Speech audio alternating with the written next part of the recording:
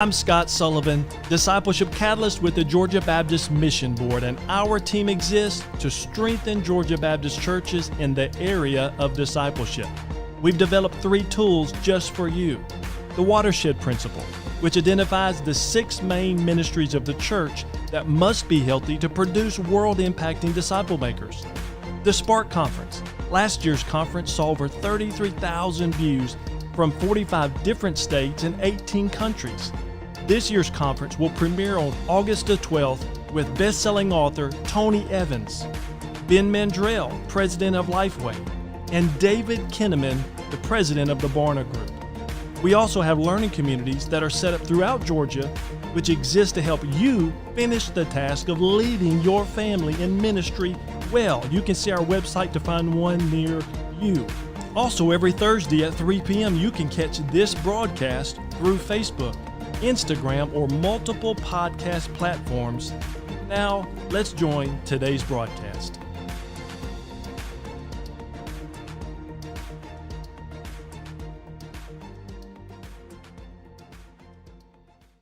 Hey everybody, welcome to our broadcast today. I am really happy about our guests today. These guys have both become friends as I've been here for a little over a year now in Georgia, getting to know people around the state. And both of them have been great people to get to know. And we're kind of talking about connections today and the value of connections with other disciple makers. You know, it's not something that just kind of happens. We have to almost be intentional about those relationships. And so I know for the 3 of us, we had to be intentional about that. We had to find time for lunch. We had to find time for coffee to get to know one another. But man, my life has been blessed and enriched by knowing both of these guys. And that's kind of where we want to start and talk about today. So let me introduce both of these rock stars. So we have the Carl Johnson, and he is the leadership development pastor at Peace Baptist Church in Decatur, Georgia. Carl, tell us a little bit about your job and what's your favorite diet soda? Did you say diet soda? Diet soda. Well, thank you, PJ. As PJ said, I am serving Peace Baptist Church here in Decatur, and I'm the leadership development pastor. And in terms of diet soda, I guess it would have to be Sprite if they make a diet, but I try to drink anything that's fattening because I really don't care. I've been blessed with a high metabolism, and so it really doesn't bother me with all of that sugar and whatnot. But at any rate, I am just enjoying serving in discipleship. I've been doing so for a couple of decades now. And at Peace Baptist Church, I have the responsibility of doing discipleship for the adult ministries, which, as you know, is very broad. And also that kind of dovetails into our young adult and high school and middle school and children's ministry. But for the most part, the bulk of what I spend my time doing is trying to cultivate small groups and get people involved beyond just worship service and the fellowship and some of the things that are event driven that are just really easy to do, but get them into those intimate settings where they can grow and develop those relationships that are just lifelong lasting and just as meaningful. Love it. Love it. And I love the title. That's a creative title. I think JR might steal it, but JR's is pretty cool too. JR is the Minister of Discipleship and Missions at First Baptist Church, Moultrie, Georgia. I heard how you said Decatur, and I understand I'm not saying it correctly, and that it shows I'm not from Georgia. Am I saying Moultrie wrong too, Jay? No, you got it. You got it, I think. All right. I didn't know if extra O in Moultrie or how that was. So JR, tell us a little bit about your job there, and what is your favorite food group? Favorite food group. I like anything with chocolate in it, especially ice cream. Is ice cream a food group? Can we go there? I'm the so at a top level, I develop and implement the discipleship and mission strategies here. What I guess boiling that down a little bit, I'm responsible for helping our people value small group and discipleship relationships. And help them to foster those type of relationships, and then to get them plugged into the mission opportunities that we offer here at First Baptist Moultrie.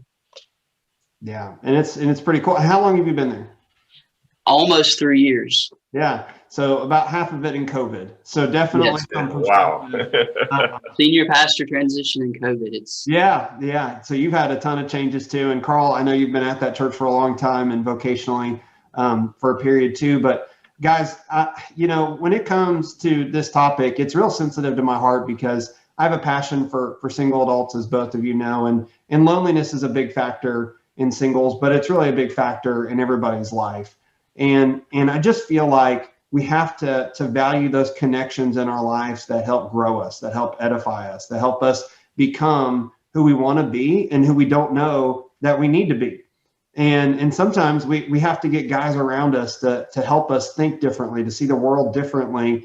And really, we're reading the same Bible together, right? And we know that we're in our word every day, we're praying every day. But when I come and Carl and I are grabbing a big old juicy burger and we're talking about something, he's like, man, but God taught me this. I'm like, man, I never got that out of that passage. That's great. And JR is telling me about, man, we hand out these books to our teachers at Christmas as a thank you gift, just these little books. Like, I think he's got one on his shelf there. And I was like, man, what a great idea that is. And if we cut ourselves short in ministry, if we don't surround ourselves with guys that help us sharpen one another. And one of the reasons that I think we don't do that is because we're lonely and we haven't identified that we're lonely. Like, we're big, tough guys, right? Everybody's a tough guy. And when we're in ministry, we're supposed to have the answers. Like, our lives aren't supposed to be a mess, even though they're a hot mess. And so we have to set aside that pride a little bit and say, maybe I am lonely. Maybe I do need to surround myself with more people. So JR, I'll let you go first on this one, but I just want to know, how have you known when you were lonely in ministry? And then, how do we identify loneliness in our own lives? Like, how did you identify that? And how did you know when you were lonely? Yeah. So typically I realize it when I'm in the middle of a pity party. I'm sure we can all relate to that. You throw yourself this pity party and you start feeling this hurt and frustration.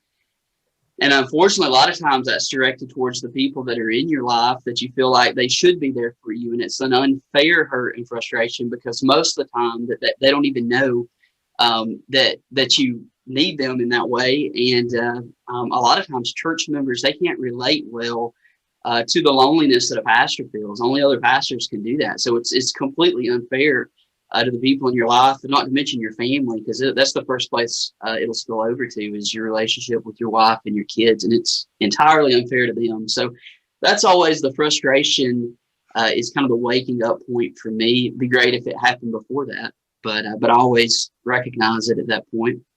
Yeah, that's a good word. Like, the profession is different, and in every profession has its nuances where people can relate to one another and say, yeah, I feel that in this profession. But in ministry, it merges like our personal, our spiritual, and our vocational lives together. And it does this, and we're not sure where they all stop. And so it's really helpful to have guys around us, Carl, that help us, I don't know, understand the same things that we do. So how about you and loneliness and identifying that? Yeah. It's so kind of with me, it really goes back a long way. And it's just something that I have really been, constantly trying to guard myself against. But when I first went into full-time ministry over 20 years ago, that was the first thing I noticed, that I didn't know anybody else in full-time ministry that did exactly what I did. And boy, that was lonely. And one of the reasons was that the church that I was a part of, it started off with just nobody but the pastor as a full-time employee. And then when I was brought on, now, you've got just the two of us, and of course, months and years later, we would add more staff. But just finding somebody to talk to about the same things that you're trying to do and who had like-minded was really, really tough for me. And because, first of all, most churches didn't have a full staff. And then when I did, reach out to some of the guys who did, they were so busy until, you hardly even had time for lunch. And so that's when I realized that, man, this is a lonely job. You spend all these hours at church during the day, and then in the evening, you're meeting with members. And so you don't have a whole lot of family time. And as you just said, JR, to your point, that's really important, because your family can keep you from being lonely, because that is, your first ministry. and to have healthy relationships there is going to be the key to everything. So that was when it first kind of dawned on me, and I really didn't identify it as loneliness back then, but I knew it was it was something uncomfortable. It wasn't quite right. Yeah, and you know, your family, you know, there may be a single minister watching today, and that is a place where I came from, ministering as a single guy for several years. And you know, your family gets defined differently as a single guy, but you got to have those inner core. You got to have your Jonathan. You got to have somebody that's close to you where you can decompress and really be transparent with them.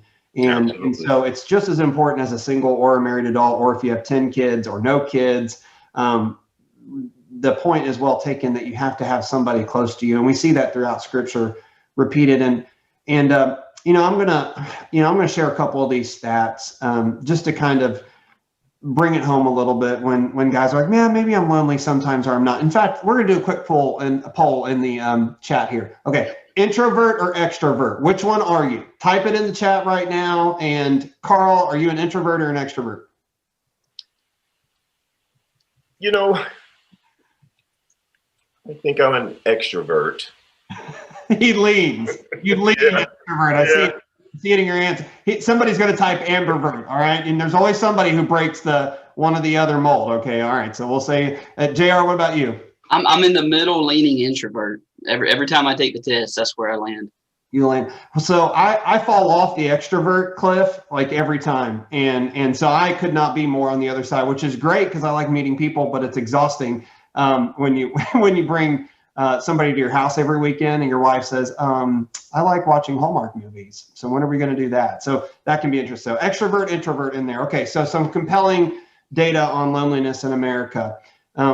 You know, loneliness has adverse health effects. We don't think of it that way, but when you get in this mindset of being lonely, it can be equal to smoking 15 cigarettes a day. And that's a CDC study that they did, that it can affect us that much physically. You know, a third of people in marriages are lonely. So we think, well, if we're married, we at least have a built-in relationship and we won't have loneliness, but that's not true, right? Not every relationship is healthy, and if it's an unhealthy marriage, you can be lonely, and that is as well.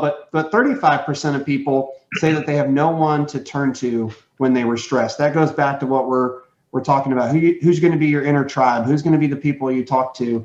But not having somebody to turn to when you're stressed only compounds the loneliness effect. Now, here's a generational statistic. So Gen Z, you know, our youngest out there maybe watching today, 79% felt lonely in 2019, compared to only 38% of the silent generation.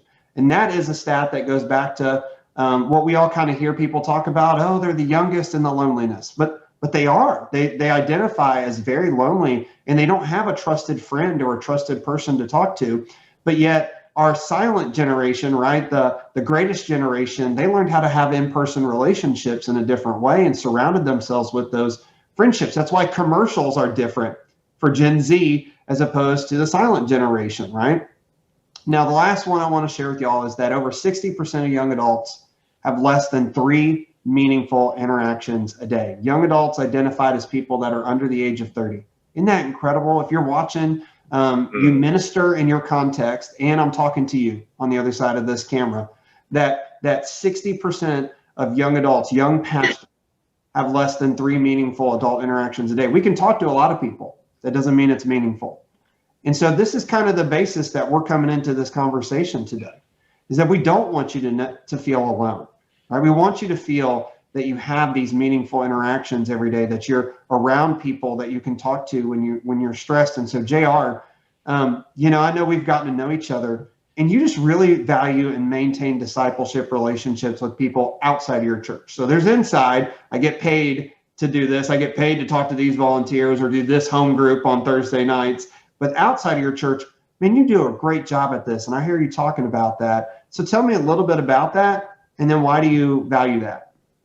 Yeah. So, you know, first off, they're not these outside relationships. They're not entirely different than a discipleship relationship within the church. I hope, you know, we're watching the discipleship podcast here. So I hope everybody watching at least understands the value of discipleship. But I want 2 ways that they're distinctly different. And the first way is that especially speaking with those relationships with other ministers and other pastors, is that they understand you better. My background, I spent 10 years before I went into vocational ministry in my adult life, and I was a lay leader in my church. I was a Sunday school teacher and a deacon, and really involved in church ministry. But even as intimately involved as I was, I did not understand what it was to be a vocational minister, to be a pastor. And I recognize that now from this side. So those people in your church, regardless of how much they're around and how much they're involved in your ministry, they just can't fully understand and appreciate what you go through as a pastor and a minister. So that's the first way. The second way are these learning opportunities. And I like asking questions. I like hearing what other people are doing, and making these connections with other pastors gives me opportunities to just listen and hear what they're doing, and then ask, hey, how do you do that?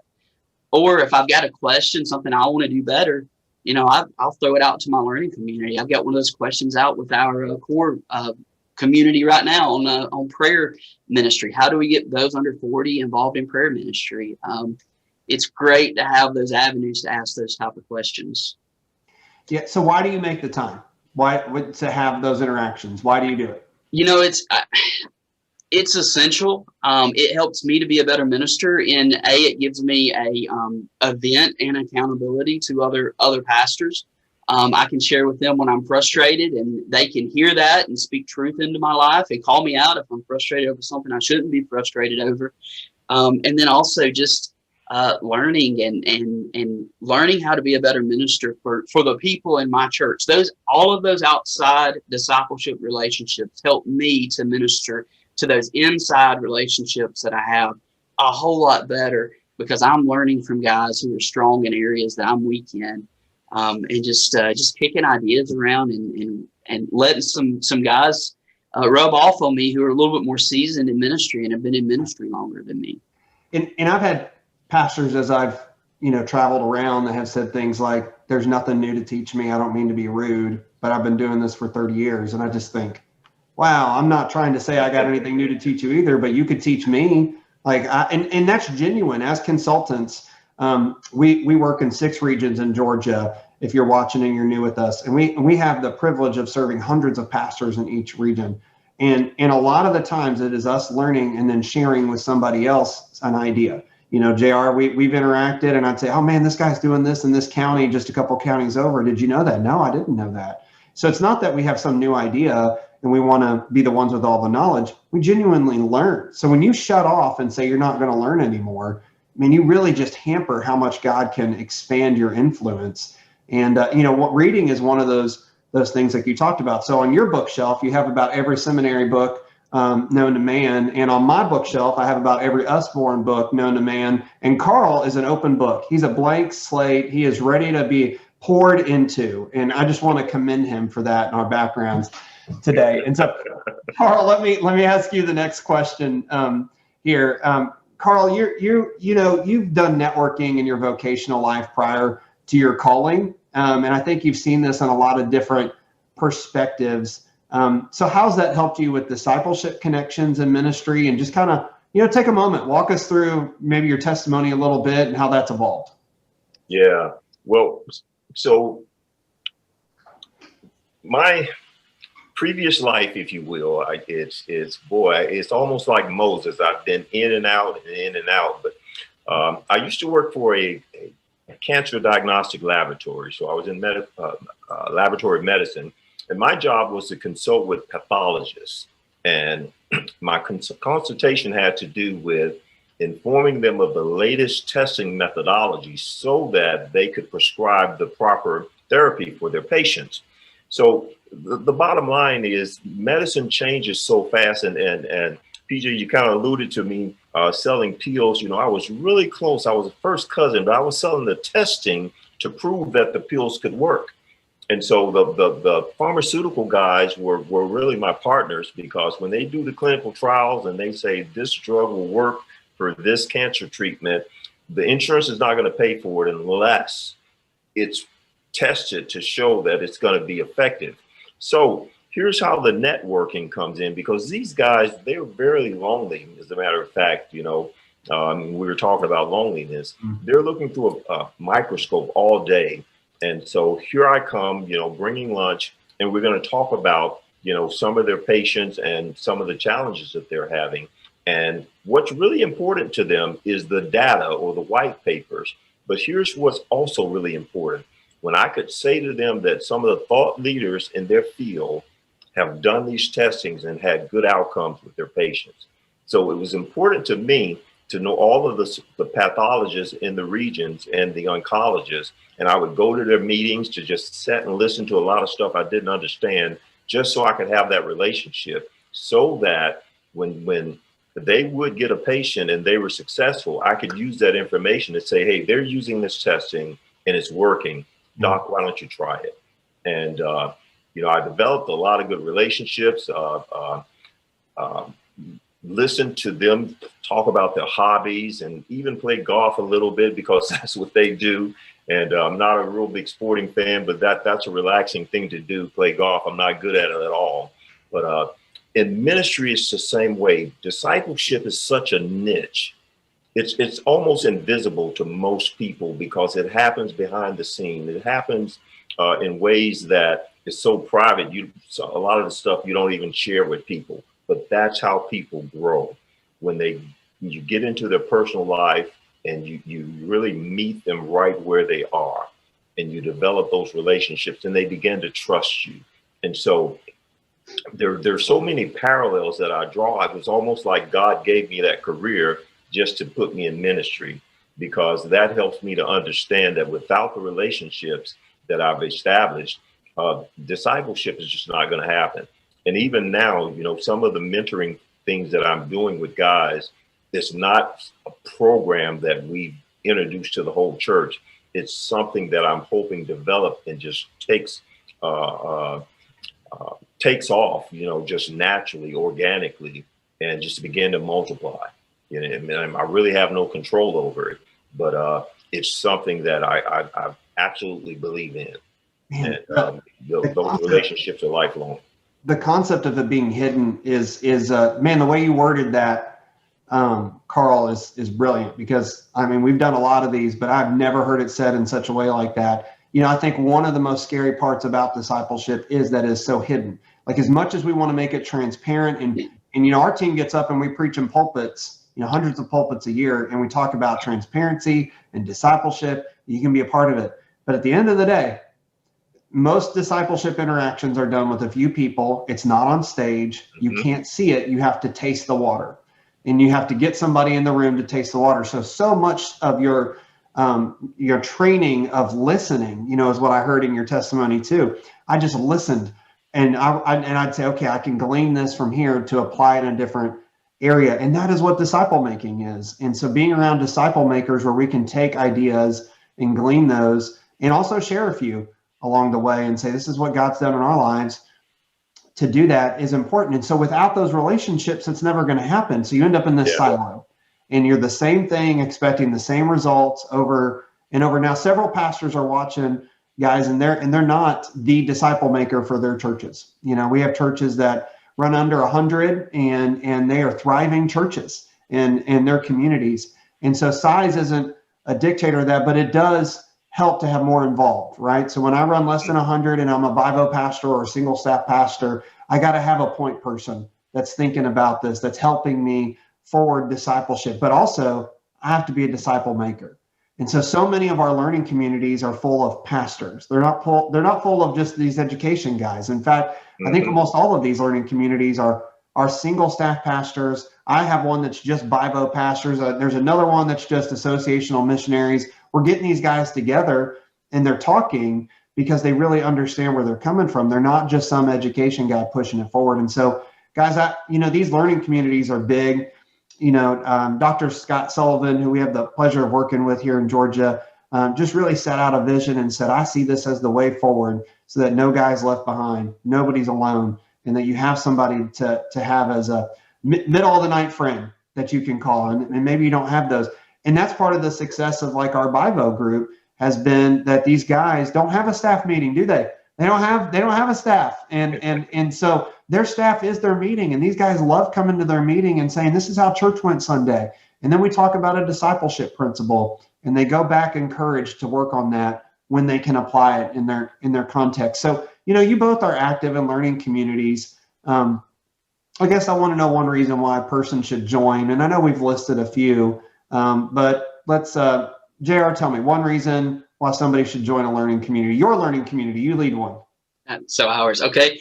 So I'd say, almost every pastor I've ever met has felt lonely and felt like they didn't have all the answers. We're not alone in that. These learning communities, they unite us together in community with other pastors who have pieces of the answer. And really, you walk away stronger and more effective in ministry. So that's a huge thing. This helps you feed your flock. This helps you be a more effective discipler of your people by having these relationships and being part of these communities. Carl, how about you? Yeah.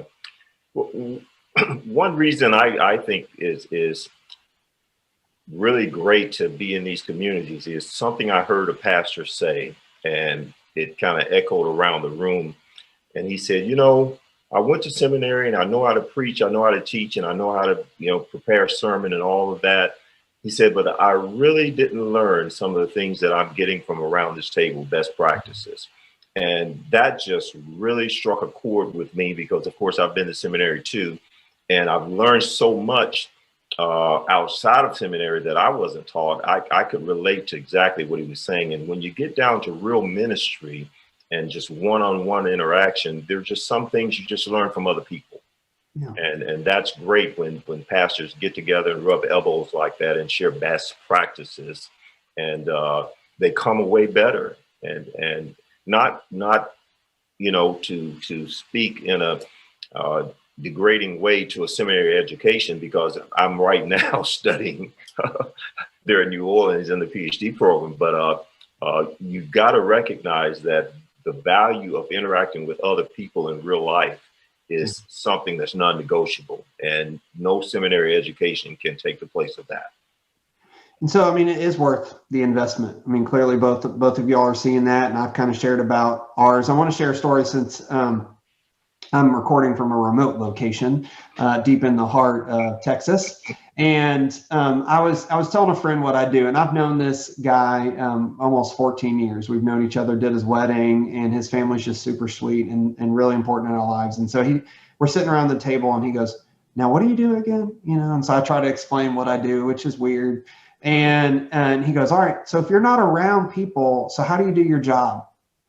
Here's a guy who's just average church member who's saying, well, if you're not practicing, then how do you do it? When all of us are not practicing something in ministry. And so we have to be around other people that are, so that we can glean those things from them. Now, I do involve myself in my local church. I'm involved in our student ministry, and I'm doing that, and I love it. Like, I'm plugged into the local church. But his point is well taken, that if you're not investing in other people and letting other people invest in you, I'm never going to know about the camp that you're doing at your church, Carl, or I'm never going to know about VBS post reports, JR, that you're doing at your church. And that's helping all of us do it, because we can't sit in every seat. And so when we come together in these learning communities, we can do this. And so, guys, both of you are awesome. I'm glad that you're in Georgia. And man, I'm glad that we're friends. I'm glad that all of us are friends, and not just Facebook friends, which is great. It's a good start. If you're on Facebook, let's friend. But then let's also go grab something, some coffee and all those. So Carl, I'll one final word from you. Any final thoughts?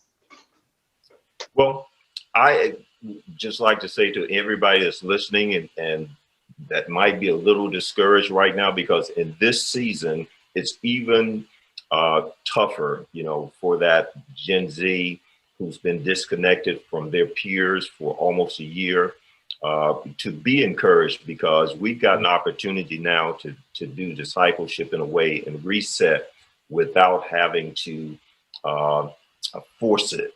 So let's find a silver lining in all of this in terms of the situation that we're living in right now. And I'm going to call it post-COVID, because I think we're coming out of this.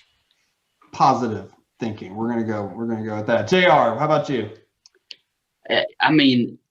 Biggest thing, like we talk a lot about discipleship. Pastors always talk about discipleship. If we're not out there discipling people and valuing these relationships, our people aren't going to follow us in that.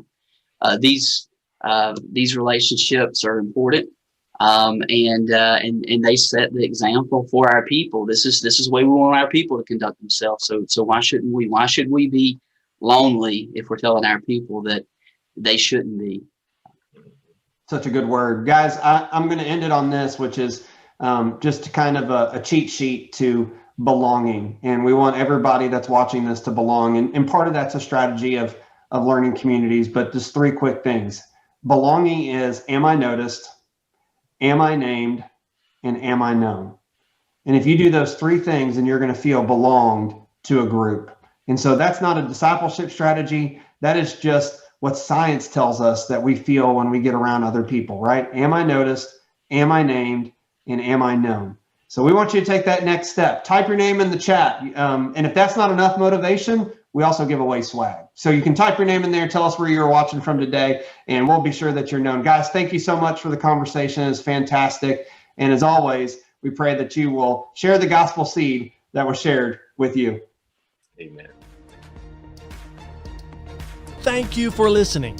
And we want to give you a gift, the 5 discipleship shifts most churches need to make to produce world-impacting disciple makers. You can get this by going to ministryboom.com. That's ministryboom.com. This 5-page PDF is a discipleship alignment checklist that may surprise you. It will help you learn why programs are killing your discipleship, the number 1 default worker strategy that keeps churches from empowering their ministries.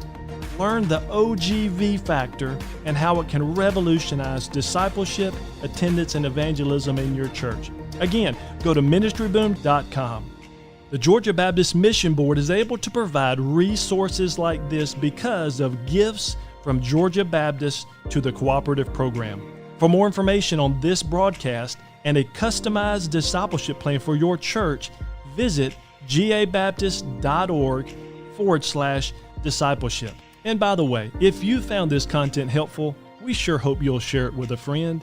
And thanks so much for partnering with us to make world-impacting disciple makers.